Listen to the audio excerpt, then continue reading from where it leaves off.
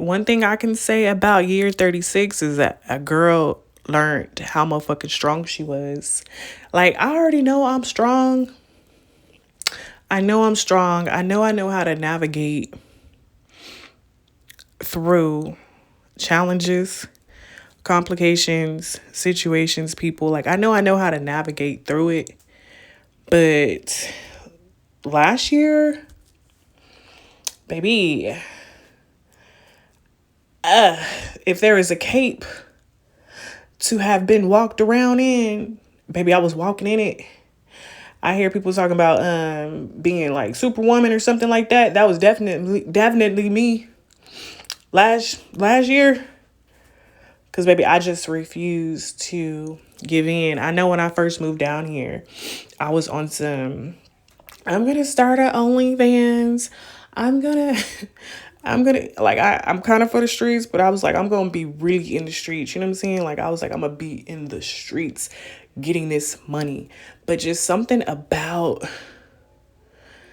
the confrontation that I had internally with myself just would not let me do it when I needed to do it the most. I'm talking about your girl was pretty much jobless all of 2023. Not all, but the majority of December of last year, December of 2022, I got laid off my contract job. From December up until June of this year, the only income I had was just like what I had saved up from when I was working at Tesla, what the income tax. And then after that, when y'all see me in the car doing all these story times, I was door dashing. Like, that was pretty much the only income I had. And of course, the kid's daddy, he sent his child support faithfully. He sent that child support faithfully. And yeah, we gotta thank God for that. You gotta thank God that God made him a nigga who sent his child support faithfully. Because, baby, the way I had to DoorDash every single day to make rent, I was like, man, you got this coochie, girl. You got this coochie. You better sell this coochie. But then I was like, nah, that's weird. It's weird because when I would watch Set It Off and I seen Jada sleep with that old man to get her money for her brother to go to school, I was like, it can never be me. I like sex and I like it in a passionate way. And to do it for money, it just seemed like, like a job. And it's like, yeah, you sit here at a desk and you do things you don't like to get paid for this job, but you can make more money selling coochie. Why don't you just sell coochie and not work?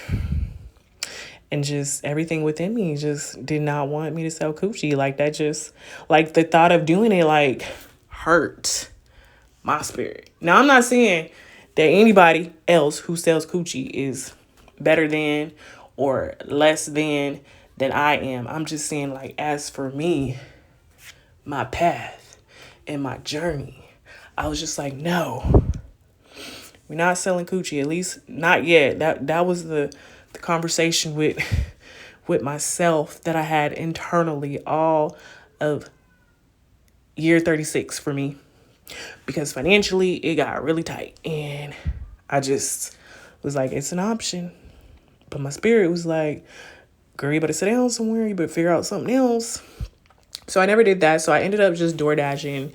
And when I tell you I had to DoorDash every single day, not like Monday through Sunday to make the rent. When I tell you, baby, I was tired of walking in and out of that door, because DoorDash would be like, dash anytime you want, but it's really only busy between like 5 and midnight and maybe a little bit after midnight, but that's neither here nor there. Baby,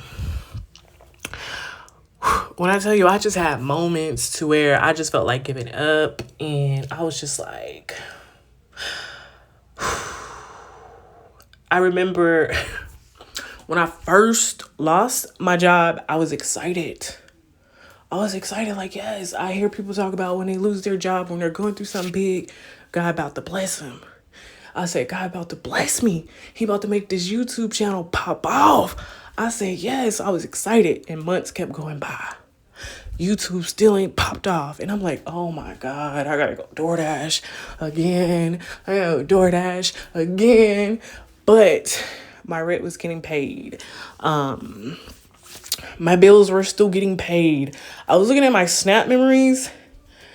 And yeah, there was some rough ones. Y'all seen the ones of me in the car when I was doing story times. Y'all seen them. And I was like, I didn't look like I was doing that bad.